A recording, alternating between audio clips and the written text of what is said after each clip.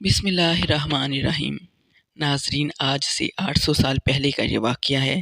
تاریخ مدینہ میں لکھا ہے کہ مصر میں ایک بادشاہ ہوا کرتا تھا جس کا نام سلطان نور الدین زنگی تھا۔ وہ بہت نیک بادشاہ تھا، ہر وقت اللہ کا ذکر کیا کرتا تھا۔ وہ روزانہ رات میں 1000 بار حضور صلی اللہ علیہ وسلم پر درود شریف پڑھ کر سوتا تھا۔ ایک رات تھکن کی وجہ سے سلطان نے صرف 700 بار درود شریف پڑھا اور سو گیا تو خواب میں حضور صلی اللہ علیہ وسلم کا دیدار ہوا۔ آپ صلی اللہ علیہ وسلم نے فرمایا کہ نور الدین، آج میرے پاس 300 درود کم کیوں بھیجا ہے؟ یہ خواب دیکھتے ہی سلطان کی آنکھ کھل گئی اور اس نے اسی وقت 300 بار درود شریف پڑھ کر 1000 کی تعداد مکمل کی۔ اس واقعے کے کچھ ہی دنوں بعد سلطان نور الدین ایک رات سوئے ہوئے تھے کہ انہیں خواب میں حضور صلی اللہ علیہ وسلم کا دیدار ہوا۔ آپ صلی اللہ علیہ وسلم نے سلطان سے فرمایا کہ اے سلطان، 2 عیسائی آدمی میرے جسم کو قبر سے نکالنا چاہتے ہیں، تم جلدی سے مدینہ آ کر ان کی خبر لو، ورنہ میرا جسم ان عیسائیوں کے ہاتھ میں چلا جائے گا۔ اور پھر حضور صلی اللہ علیہ وسلم نے سلطان کو ان دونوں آدمیوں کی شکلیں دکھائی۔ اسی وقت سلطان کی آنکھ کھل گئی تو وہ بے چین ہو اٹھا کہ آخر یہ کیسا خواب تھا اور حضور صلی اللہ علیہ وسلم اس سے کیا کہنا چاہتے تھے۔ بستر سے اٹھے اور وضو کر کے 2 رکعت نماز پڑھی اور پھر لیٹ گئے۔ آنکھ لگ گئی، پھر خواب میں حضور صلی اللہ علیہ وسلم کا دیدار ہوا۔ آپ صلی اللہ علیہ وسلم فرما رہے تھے کہ سلطان، تم کیوں سو گے؟ میری بات پر دھیان دو، جلدی سے مدینہ آؤ اور مجھے ان دونوں عیسائی درندوں سے بچاؤ جو میرا جسم مبارک نکالنا چاہتے ہیں۔ سلطان پھر گھبرا کر اٹھ بیٹھا۔ اس بار بھی سلطان نے جا کر وضو کیا اور 2 رکعت نماز پڑھی۔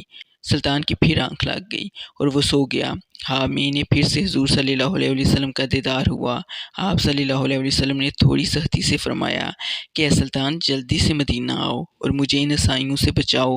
سلطان گھبرا کر اٹھ بیٹھا اور رات میں ہی اپنی ساری فوج کو جمع کیا اور کہنے لگا کہ کچھ نہ کچھ معاملہ ضرور ہے۔ سلطان نے اپنا لشکر تیار کیا اور رات ہی میں ایک بڑی فوج کے ساتھ مدینہ کی طرف روانہ ہو گیا۔ 2 دن کے سفر کے بعد وہ مدینہ پہنچا۔ سلطان کے وزیر جمال الدین نے کہا کہ اے سلطان، اگر آپ سیدھے لوگوں سے یہ پوچھیں گے کہ کون حضور صلی اللہ علیہ وسلم کا جسم مبارک نکالنے کی کوشش کر رہا ہے تو شاید وہ دونوں عیسائی چکنا ہو جائیں اور ہمارے ہاتھ نہ لگیں۔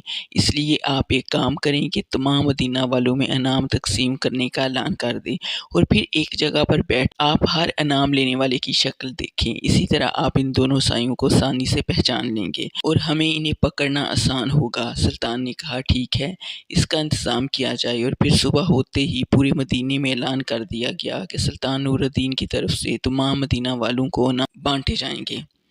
انعام تقسیم کے وقت سلطان ایک کرسی پر بیٹھ گیا۔ وزیر جمال الدین لوگوں کو ایک ایک کر کے انعام دینے لگا۔ سلطان ہر آنے والے انسان کا چہرہ خوب غور سے دیکھتا، لیکن انہیں وہ 2 انسان نظر نہیں آ رہے تھے جن کی شکل حضور صلی اللہ علیہ وسلم نے خواب میں دکھا کر سلطان سے کہا تھا کہ یہ دونوں مجھے نکالنا چاہتے ہیں۔ دوپہر کا وقت ہو گیا، سارے انعام بٹ گئے لیکن ان 2 عیسائیوں کو کوئی سراغ نہ ملا۔ سلطان نے مدینہ والوں سے پوچھا کہ تم میں سے کوئی بچا تو نہیں ہے؟ لوگوں نے کہا نہیں سلطان، سارے لوگ انعام پا چکے ہیں، اب مدینہ میں کوئی انعام پانے سے نہیں بچا۔ سلطان نے کہا نہیں، ابھی 2 لوگ بچے ہیں، وہ میرے پاس حاضر نہیں ہوئے۔ تو لوگوں کی بھیڑ میں سے ایک آدمی نے آگے بڑھ کر کہا کہ ہاں سلطان، آپ ٹھیک کہہ رہے ہیں، ہمارے محلے میں 2 اللہ کے نیک بندے ہیں، وہ اپنے گھر سے باہر نہیں نکلتے، نہ کسی سے کوئی مطلب رکھتے ہیں، صرف نماز پڑھنے کے لیے مسجد نبوی میں آتے ہیں اور پھر اپنے گھر میں ہر وقت اللہ کی تسبیح پڑھا کرتے ہیں۔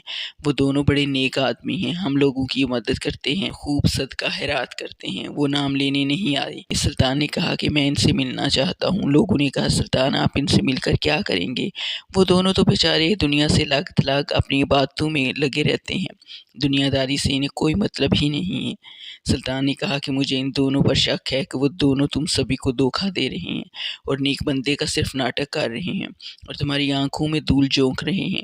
لوگوں نے کہا سلطان، ہمارے نیک لوگوں کے بارے میں ایسی باتیں نہ کریں، وہ بہت اچھے لوگ ہیں۔ سلطان نور الدین نے جب دیکھا کہ لوگ مخالفت پر آ سکتے ہیں تو انہوں نے مدینہ کے حاکم کو اپنے پاس بلایا اور انہیں ساری باتیں بتا دی کہ خواب میں مجھے حضور صلی اللہ علیہ وسلم نے ایسی باتیں بتائی ہیں، اس لیے میں ان دونوں آدمی سے ملنا چاہتا ہوں۔ حاکم نے کہا سلطان، تم پریشان نہ ہو، میں اس کا انتظام کرواتا ہوں، اور جو بھی مخالفت کرنے کے لیے یہ سامنے آئے گا اسے کڑی سے کڑی سزا دی جائے گی۔ اور پھر سلطان نور الدین مدینہ کے حاکم کے ساتھ ان دونوں آدمیوں کے گھر پہنچے۔ سلطان نے جیسے ہی ان دونوں آدمیوں کی شکلیں دیکھی تو وہ انہیں پہچان گئے، کیونکہ یہ دونوں وہی انسان تھے جن کی شکلیں حضور صلی اللہ علیہ وسلم نے خواب میں سلطان کو دکھائی تھی اور فرمایا تھا کہ دونوں میں قبر سے میرے جسم کو نکالنا چاہتے ہیں۔ پھر سلطان نے ان دونوں سے ساری باتیں پوچھی تو انہوں نے صاف انکار کر دیا کہ ہم تو حضور صلی اللہ علیہ وسلم سے بہت محبت کرتے ہیں، اسی لیے تو ہم اپنا شہر چھوڑ کر مدینہ میں آ کر رہنے لگے ہیں، ہم ایسا برا کام کیوں کریں گے؟ سلطان نے کہا تم سچ سچ بتاؤ ورنہ میں تمہیں بہت سخت سزا دوں گا۔ ان لوگوں نے کہا کہ سلطان ہم بالکل بے قصور ہیں، تمہیں کرنا ہے کر سکتے ہو۔ پھر سلطان نے فوجیوں کو حکم دیا کہ گھر کا کونا کونا چھان مارو، ہر چیز ہٹا کر دیکھی کہ کہیں سرنگ کا نشان مل جائے۔ فوجیوں نے پورا گھر چھان مارا لیکن کہیں سراغ نہ ملا۔ سلطان نے خود اندر جا کر ایک ایک چیز ہٹا کر دیکھی لیکن کہیں کچھ نشان نہ ملا۔ اب تو لوگوں نے بھی کہنا شروع کر دیا کہ سلطان یہ تمہاری غلط فہمی ہے، تم ہمارے اللہ والوں کو کیوں پریشان کر رہے ہو؟ مدینہ کے حاکم نے بھی سلطان سے کہا کہ یہی لگتا ہے کہ آپ کو کوئی غلط فہمی ہو گئی ہے، بہتر ہوگا کہ آپ ان دو آدمیوں کو چھوڑ دیں ورنہ لوگوں کی مخالفت بڑھ سکتی ہے۔ سلطان بہت زیادہ پریشان ہو گیا۔ اس کمرے میں ایک مسلح بچھا ہوا تھا۔ سلطان نے مسلح پر کھڑے ہو کر اللہ سے فریاد کی اور سجدے میں سر رکھ کر رونے لگا اور اللہ سے مدد مانگنے لگا کہ اے میرے اللہ، میں ایک انسان ہوں، میرے اندر جتنی طاقت تھی میں نے اتنی کوشش کر دی، لیکن آپ کے پیارے نبی صلی اللہ علیہ وسلم نے فرمایا تھا کہ یہی دونوں دھوکے باز انسان ہیں۔ آپ صلی اللہ علیہ وسلم کا جسم نکالنا چاہتے ہیں لیکن یا اللہ مجھے کوئی سراغ نہیں مل رہا ہے، آپ میری رہنمائی فرمائیں۔ سلطان رو رو کر اللہ سے دعا کر رہے تھے اور مدد مانگ رہے تھے کہ تبھی اللہ کی طرف سے سلطان کے دل میں یہ بات ڈالی گئی کہ اے سلطان، تم نے ان دونوں کے کمرے میں ہر چیز ہٹا کر دیکھ لی ہے، ہر طرح سے تلاشی لے لی ہے، ذرا یہ مسلح بھی ہٹا کر دیکھو جس پر بیٹھے تم مجھ سے دعا مانگ رہے ہو۔ سلطان تیزی سے اٹھا اور مسلح ہٹا کر دیکھا تو نیچے لکڑی کا ایک تخت بچھا ہوا تھا۔ سلطان نے فوجیوں کو حکم دیا کہ یہ تخت ہٹاؤ۔ جیسے ہی اس تخت کو ہٹایا گیا، سلطان نے فوجیوں کو حکم دیا کہ یہ پٹرا ہٹاؤ۔ جیسے ہی اس پٹرے کو ہٹایا گیا تو نیچے ایک سرنگ بنی ہوئی تھی۔ سلطان نے ایک فوجی سے کہا کہ جا کر دیکھو کہ یہ سرنگ کدھر جا رہی ہے۔ فوجی نے اندر جا کر دیکھا تو وہ سرنگ حضور صلی اللہ علیہ وسلم کی قبر کے پاس تک پہنچ چکی تھی۔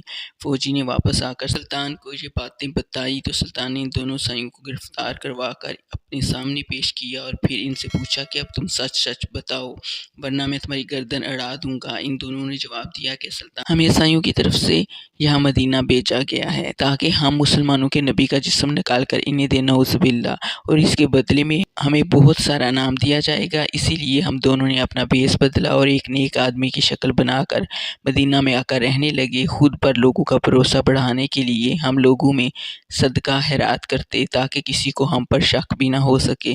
جب سبھی لوگ رات میں سو جاتے تو ہم دونوں اس سرنگ کو کھودتے تھے اور اس کی مٹی باہر قبرستان میں قبروں کے اوپر ڈال آتے تھے تاکہ کسی کو پتہ نہ چلے۔ کل ہمارا کام مکمل ہو جاتا اور ہم رات کو ہی تمہارے نبی کا جسم لے کر اپنے شہر چلے جاتے، پھر ہم عیسائی تمہارے نبی کے جسم کے ساتھ برا سلوک کرتے، نعوذ باللہ، اور تم مسلمانوں کو تکلیف دیتے، لیکن پتہ نہیں کیسے اے سلطان تمہیں اس بات کی خبر ہو گئی اور سارا پلان چوپٹ ہو گیا۔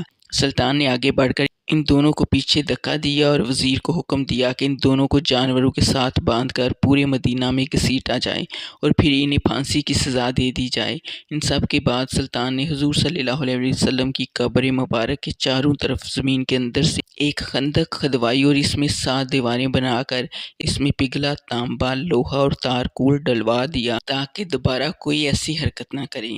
کتابوں میں لکھا ہے اس واقعے کے بعد سلطان نور الدین مدینہ کی گلیوں میں رو رو کر اللہ سے کہا کرتے تھے، اے اللہ، اتنی بڑی دنیا میں تو نے مجھ جیسے فقیر کو اس عظیم کام کے لیے چنا، اس پر میں اللہ تیرا جتنا شکر ادا کروں کم ہے۔